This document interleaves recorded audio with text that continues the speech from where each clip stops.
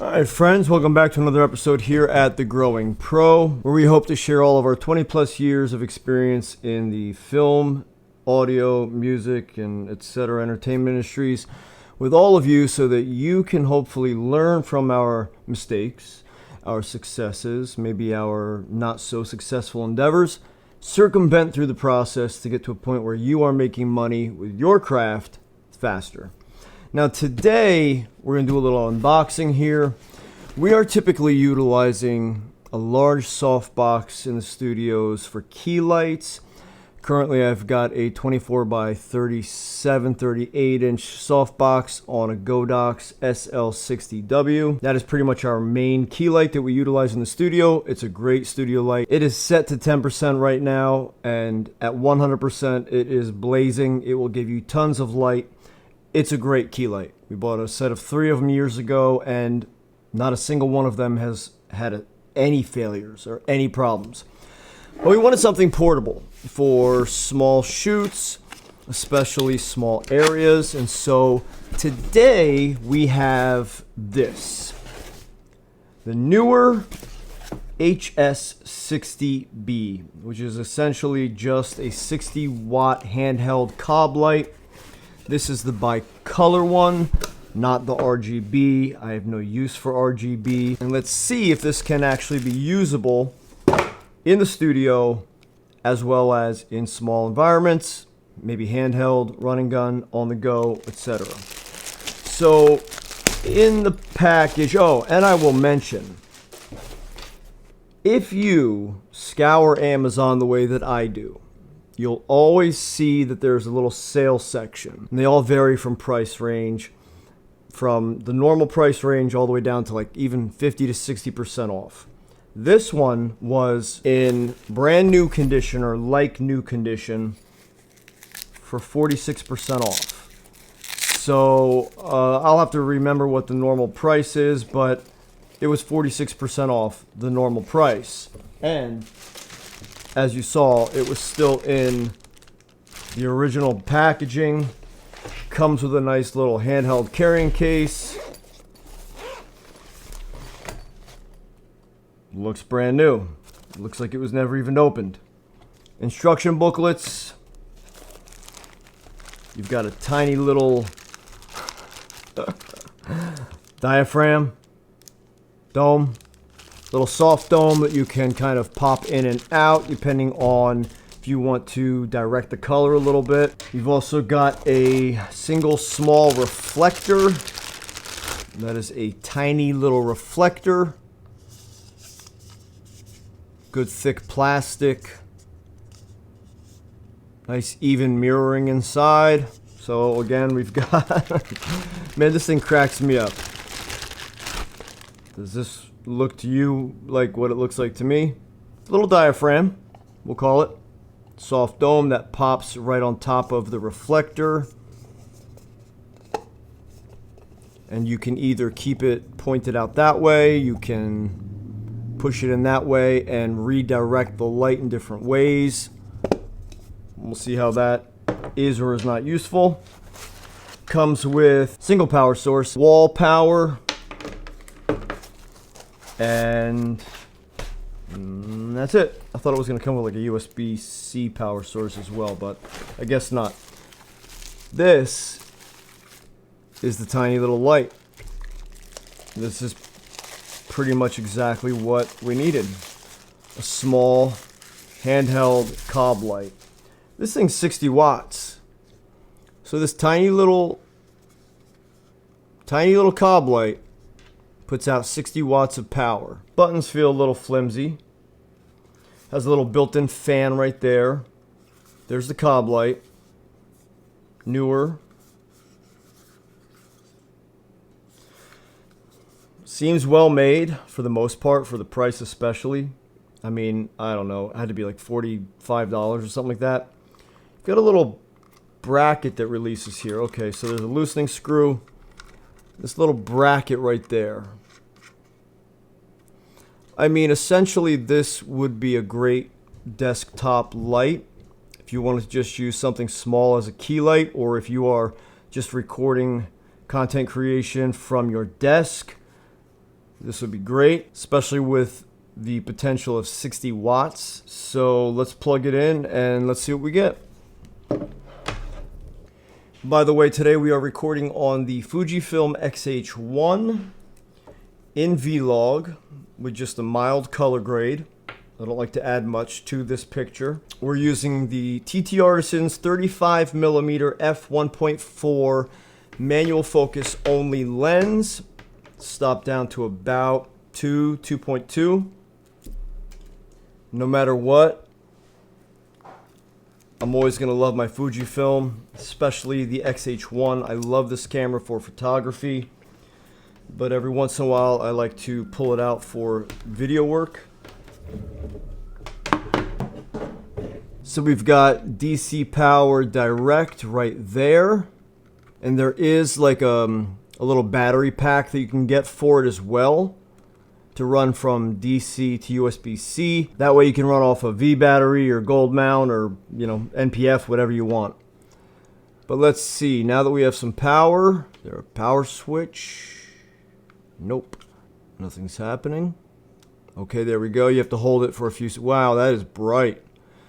Wow. Okay, so that's probably blinding you right now. That is at 50% power. Let's turn. Holy cow.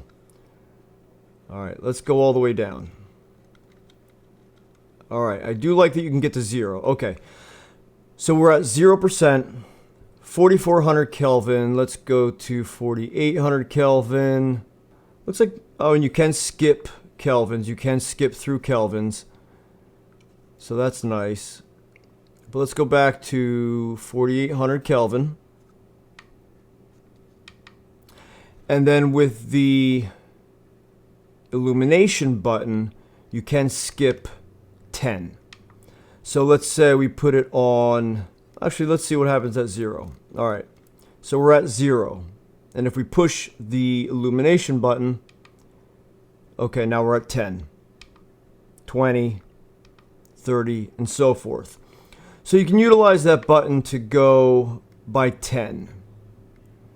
Let's crank this back down to, let's go to just 5%, just to make this easy on your eyes and mine. All right, we are currently at 5%. Let's toss this little dome on there.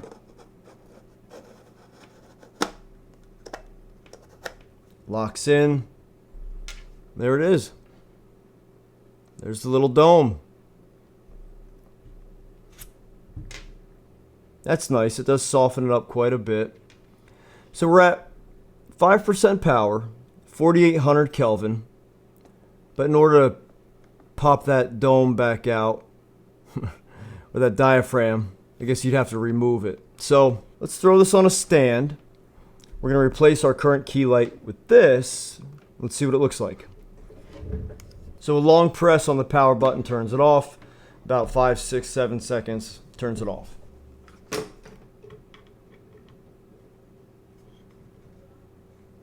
I mean, right away, just throwing it on a little stand, it feels pretty sturdy. The mount's pretty solid. Looks like a great little portable light. This is not the stand that I would use. It's just an extra stand that I had close by.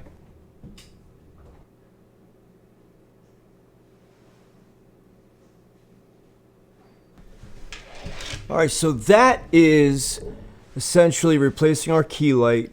I did throw it up to 10%, so I figured maybe that would give us a little bit more light. Remember, we're at 4800 Kelvin, but this is with the dome inverted at 10%. Let's turn it down to 5%, and let's actually pop that dome back out. All right, so this is the dome popped back out. This is 5% on the light.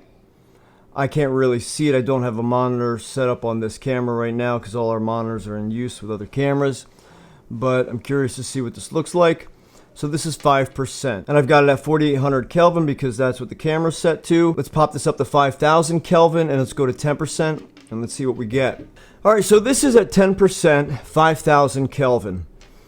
I mean, tell me what you think in the comment section, but for $46 or whatever I ended up paying for this thing, I mean, this is a great little light to have on hand. You can buy additional domes. You can buy a small softbox for it. I believe you can also buy a lantern box for it, which is probably what we'll get. I want to say it's a 13 or 14 inch lantern box. I think that might give the softest light or the nicest looking light. I imagine this is probably pretty harsh. It is a little beyond an arm's length away from me. So again, this replaces our key light, but for small situations, for little studios or desktop environments, the nice thing is you can go all the way down to 0. And I think that if it's right next to you at 2% with this little dome, especially with a piece of diffusion right in front of it, you could probably get a pretty nice soft light for 60 watts. In fact, just for fun, let's crank this thing all the way up and let's see how wild we get. Wow, yeah. Yep. It's pretty bright. So that is 100%. And I didn't change anything else, but that is bright. And I have a TBI, so I can't really look directly at very bright lights or especially flashing lights, but that is bright. So going from 0 to 100%, you get a broad range of illumination. You get a nice range of kelvins, and man, for the price, for 60 watts to have in this tiny little bag. In fact, I probably won't even use the bag. I'll throw it in my camera bag. I've got a nice little compartment that it'll fit perfectly in, where I usually keep a longer zoom lens or something. Man, this thing will be great to have on hand. And then next we'll get in that lantern box and show you what it looks like with the lantern box. You know what, this is too bright for me. Let's get this thing down a bit. All right, that seems a little more doable. That's 30%. So that's 30% on the key light. And I think that's probably a pretty nice soft light. Still probably too much for this setting, but that's 30% just so you can get an idea for it. But guys, for the money, no, this is not a sponsored video, not an affiliated video. I just saw this thing on sale. I keep a running list of things in my cart and I always check on them each day. And when something goes on sale, like my favorite tripod, just like my favorite video tripod, which you haven't already, go catch that video because you have to get one if you're in the market for a good, solid, robust, and dirt cheap video tripod. In fact, I'm staring at 5 of them right now. 1, 2, 3, 4, 5. And you can't beat them, guys. This is hands down the best budget tripod I've ever used. So that's it for today, guys. Thanks for watching another video here at The Growing Pro. Just a quick initial unboxing and review on the Neewer 60-watt bicolor COB light. Good catch, Adam. You can't go wrong for the price. If you need a tiny little portable light, I think this thing's going to be great for what we need it for. Oh, I will mention 2 things. Number 1, after powering it off and then powering it back on, one nice feature is that it does have a memory, so it goes back to the last settings you had rather than starting back at 0. So that's number 1. Now number 2 would be more of a negative. The only downside that I see to this so far is that it's not rechargeable. I'd like it to be rechargeable. That would be great. But if you get the additional USB-C NPF battery plate, you can use NPF batteries, or again, just use your V-mount batteries. Then it's rechargeable. So there you go. All right, guys. Catch you next video.